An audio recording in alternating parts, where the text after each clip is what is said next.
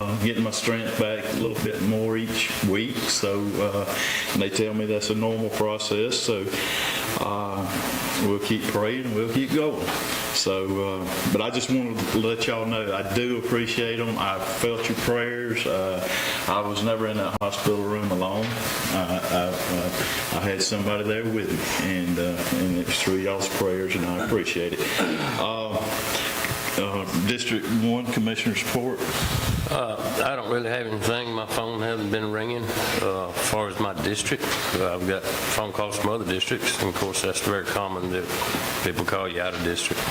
So therefore I'd like to just thank all of our county employees and all of our departments, from the courthouse to the county to just everybody. I'd like to thank them for doing their jobs, because when my phone rings less, that means they're doing their job. So I'd like to thank them. That's all I have, Mr. Chairman. All right, District 2, Commissioner Teaser. I appreciate our law enforcement, EMS, fire department, first responders. Glad to have Marshall back, and glad he made it through that COVID okay. And want to wish everybody a Merry Christmas and a Happy New Year. That's all I got. Okay, Commissioner Carter, District 4. Yes, sir, Mr. Chairman. I'd like to wish all the county employees, all of them, commissioners too, a Merry Christmas and a Happy New Year. All the citizens in Hart County, I hope you have a Merry Christmas and a Happy New Year. Thank y'all for being involved. All right, District 5, Commissioner Dorsey. Again, I want to echo what Commissioner Carter said. I want to wish everybody a Merry Christmas and a Happy New Year. Spend time with your families. You never know when somebody may be called home. So I also want to thank the Chamber of Commerce for their efforts with the Christmas parade, and Hartwell Downtown Development Authority with the Christmas tree lighting, and Hartwell Main Street, and the Chamber as well, and everybody who helped make that a very well-attended community event.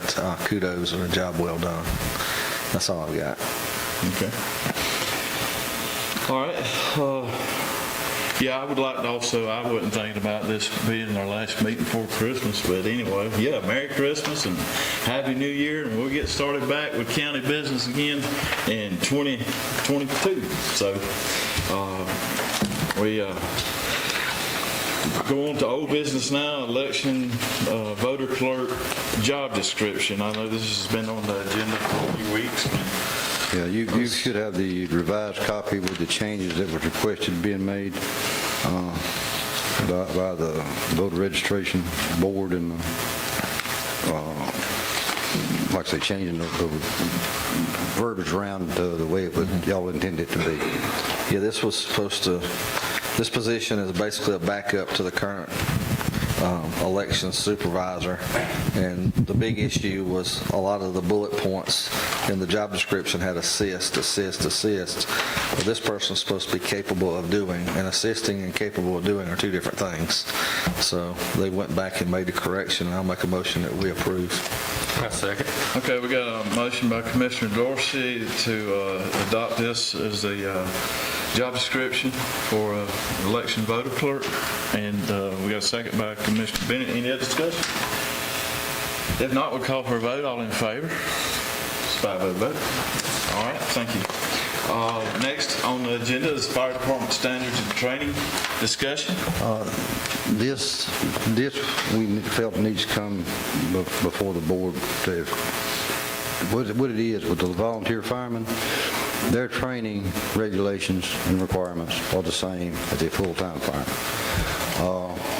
Last year before last, the legislature set aside for a board made up of volunteer fire chiefs to set the standards for volunteer fire departments. As of this date, that board's never been established. And it's almost impossible for a person working a full-time job, volunteering their time to fight fire, to meet the regulations and the training standards that's put out for a full-time fire department that comes to work every day and can train all day long every day. So Franklin County last month voted to write a letter in support for going ahead and getting this council set up for the volunteer people and getting the rules and regulations set where the volunteer firemen can actually live under it and survive it. We're losing volunteer firemen because they can't keep it up. Everybody is. Rural departments, this volunteer, and that makes up the bulk of the fire departments in the state of Georgia, the volunteer fire department. And they're all running the same thing.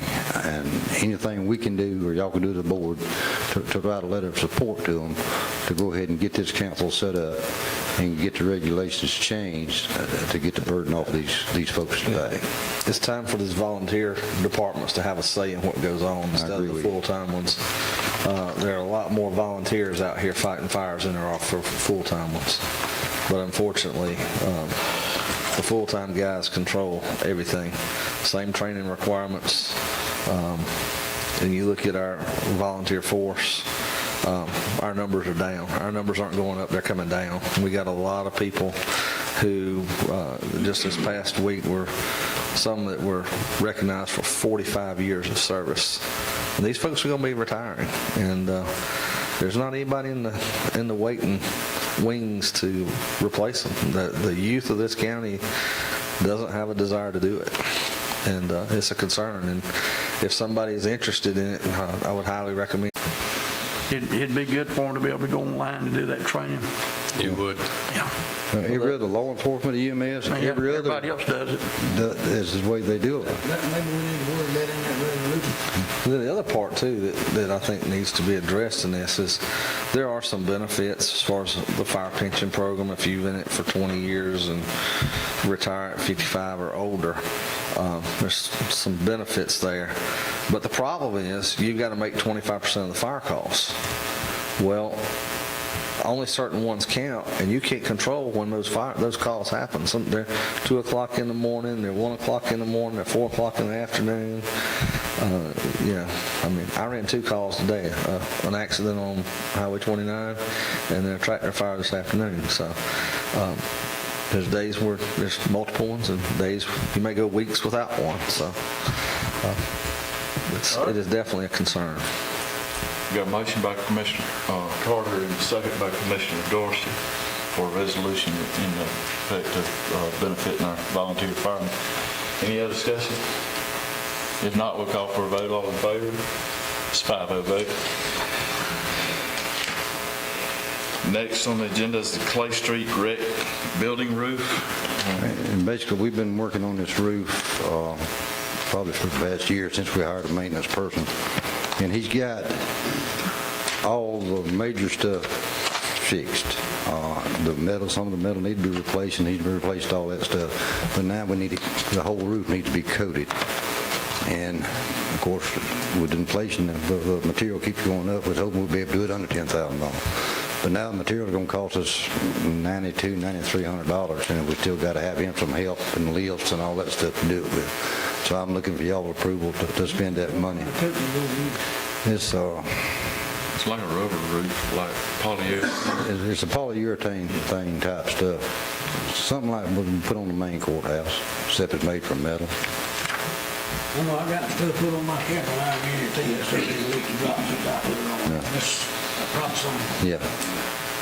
Man, those things you You do something, yeah. Yeah. Again, to make that kind of expenditure, I need y'all's permission to do it. So we're talking around $10,000. Well, you're talking about the time we hire some extra labor to help. One person can't do it. We got to have some help. So you're talking probably around 12.5. Is that with the lifts and all? That's what the list's on. I make a motion. Go ahead. I second. I know this. It's been needing done a long time. It's been a problem a long time. It's been a problem. So we got a motion by Commissioner Carter, second by Commissioner Bennett. Any discussion? If not, we'll call for a vote. All in favor? It's 5-0 vote. All right, we'll go on to the moratorium grandfather request, Nigel Pitt. And basically, this is not a new subdivision. This is the Majestic Shore subdivision that's been there for 20 years. But the way Nigel's been working that outside ring, you see I got highlighted there. As the lots sold, he would cut off the half-acre lots and sell them. He was worried under the moratorium whether he could still do that or not. So, like I say, it's not any new subdivision whatsoever. But for him, again, we go back to the nervous feelings. For him to feel comfortable that he can finish up that little section I got highlighted there, that he would fit in on the grandfather. Give the variance is one that's required, we call this this plant development was done in 1988, the ordinance was done in 1992. Right, I agree with you. This thing's been platted for years Well, and years. the last, well, it's platted, but it's platted like you see it there. Yeah. The lots are not cut out in half acres lots on that one little section there on the side. The rest of the subdivision is. It's just that one section there. I second Commissioner Carter's motion. Okay, I got a motion for a variance, and then Commissioner Bennett, second. It's not really going to be a variance, though. I think it'd just be where's grandfather. That's what it needs to be, because Where's it's a grandfather? variance, and that gets in the minutes, so everybody's Right. going to be It asking should questions. just be included in the grandfather. It's grandfather. That's right. Okay. Okay. All right. You amend your motion to... Yeah, I'm in my motion, please. Now I'm in my second Okay. to the grandfather. All right. Commissioner Carter made a motion to grandfather this in, and Commissioner Bennett seconded it. Any other discussion? If not, we'll call for a vote. All in favor? It's 5-0 vote. And the next is the Kenny Whitworth, Liberty Hill Road subdivision is the next one that's on the list here.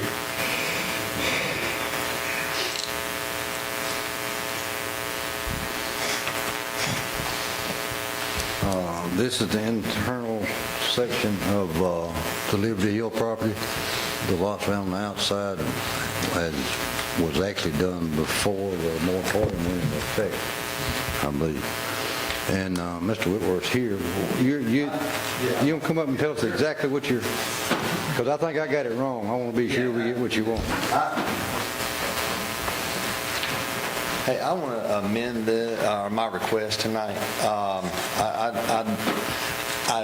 I want to do some more work on this layout, so I don't want to present that for any type of vote or discussion tonight. I'd like to redo that in a better way that fits what everybody wants. But I would like to ask for a grandfather on the current ordinance. So if it does next year, or you guys do more stringent restrictions than what is currently on the books, then I'd like for a grandfather on the current ordinance. So basically, you won't be grandfathered under the current subdivision ordinance, but minimum 1 acre lot size is what you will Yeah, to do, right? Yes, sir. Yeah. So- And we talked extensively Exactly. yesterday about That's correct. that. That's correct. And the half-acre lots does just not fit this area, and this is the direction that we're going. And we talked about like smaller number of lots. Right. We've got a lot of feedback since you and I talked. I mean, there definitely needs to be a buffer between the botanical gardens and that area, because I know there's some folks here. But I'll make a motion that we grant that grandfather clause to our current subdivision ordinance. Hold on. Well, just a minute. We'll get you. But with a minimum 1 acre lot size, so that whatever we end up with the next version of the subdivision ordinance, that wouldn't apply here, it would apply to what's currently out there Correct. today. And if you had 1 acre lots today, you would be in compliance with it. Right. That's correct. And I'll be I'll looking at give doing you- phases also. I'll give you a second on that And motion. we do need the buffer areas, Yeah. because there's a lot of concern there. Here again, we're talking about volunteers of the community, and that botanical garden is one of the greatest time spent in this community, and a lot of volunteers have spent a lot of time there to have it where it's at today, and I think that they look to us to kind of protect that for them. So, just in consideration, you would think about the botanical gardens and the rec department out there. So- And just to carry this on, we talked about a 40 or 50 lot type subdivision, not 150 lots. Lot smaller density, and it may be done in phases, but that's where we went. That's what he's asking for, and I think that's a win-win for everybody. All right. So we got Commissioner Dorsey made a motion. I second it. Any other discussion? I do. We need to look at these things. These lots, I don't believe meets the 100-foot width either. You got a real long, but it's too narrow. Right. This isn't, this doesn't It's gonna exist be- anymore. Yeah, yes. I'm just asking. I want to make a point of clarification. That is in the ordinance. I don't dispute that. That was added for tiny home subdivisions, and it was not clearly added, and it has never been enforced. At 60 foot is what the current subdivision road frontage is. The intent was for the tiny homes. That's correct, and it's not clear, but that is why that change was made to that ordinance, just for the record, so everybody knows. I don't want somebody coming back and saying it's 100 foot, because that has never been enforced on any subdivision since that's been revised, or that was added. Well, it never should have been put in there. It should have been clarified. We're not arguing that. All right. But I'm gonna tell you, we got another one on here tonight that's all an hour or two. And, you know, we've talked about it many times when we offer somebody a variance, how to get fire equipment around to the back of the house. Some of these lots, you just can't do that. Let me stride, but we need to stress for wide enough lots, the one you can drive around the back of the house. People out of the house, they can't get the camper back to the backyard, road and let that. That's why you have your setbacks. It should remain clear and unobstructed. You got distance setbacks on the sides, back, and front that should remain unobstructed. It's 10 foot on the sides and the back. So you put two houses side by side, there should be a 20-foot wide path where somebody can get through there. It'd be just like a Highway 51 out here. But we're going to talk more about that when we finish up the subdivision regulations. All right, any other discussion? Yes, ma'am. Come, if you would come up here to the podium. So get your name so we'll get you on record. It's okay. It's okay, we do it all the time. Barbara Williford, and I live right next door to this property. So you're saying now that it's gone from 150 down to 40 to 50 houses, am I correct? What we're made the motion for is a minimum of 1 acre lots Okay. in a reduced scale and density. I mean, that's going to be up to him. But what we talked about, he and I, was somewhere in a 40 to 50 density lots size. Okay, and if he does that, how many is going to dump onto Liberty Hill Road? I mean, That's a major concern because now he can go and do 1 acre lots today, and he can fill that whole 145 acres up, and there's Right. nothing we can do to stop it. That's where the ordinance is written. Okay, when you're saying it grandfathered in, though, you're not allowing the half-acre lots, That's am I right. correct? That's correct. Okay. Second question is, I've heard rumors that you're trying to annex it into the city. We have not been no control notified. It is a rumor. It's just a rumor. Yeah. We have not been notified. Not going to happen. This board has nothing to do with that process, Okay. other than the fact to say yes or no, whether we dispute it or we don't dispute it. That's the only control we have. Okay. And if you don't like that process, call Alan Powell and Lee Anderson and get on their case, because we've been doing it. I'll just tell All you. right, I can do that. All right, that was my question. All right, thank you. Thank you. I got something else I'm gonna say. We need to put this lady back there on about this. You go ahead and make your way up here while he's speaking. The way this thing is laid out, we could put entrance on Liberty Hill Church Road, it'd take a lot of pressure off of Liberty Hill Road.